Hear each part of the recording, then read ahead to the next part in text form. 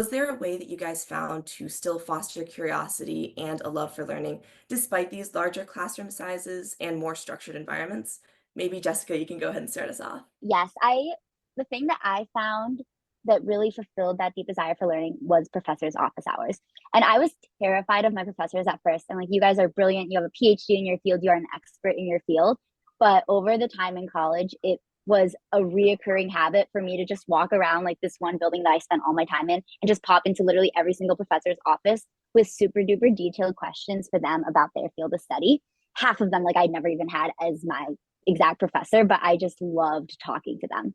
So I think that was for me a super easy way to get an expert answer on something I was super interested in.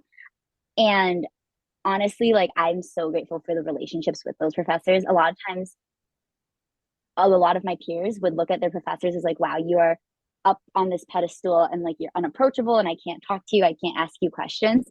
But I mean, I had some of the most interesting conversations about like Dostoevsky's philosophy with like my organic chemistry professor.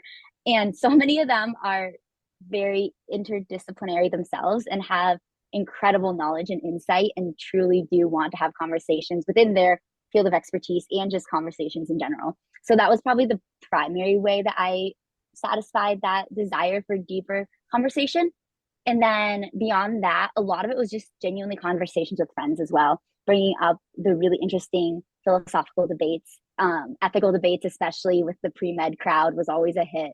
And just being willing to ask the questions that I had, because I found that honestly, more people than not had an interesting answer and also wanted to discuss it. It's kind of funny because don't really view college as something people have to do, but because I knew I wanted to be a doctor, I knew I needed to go to college.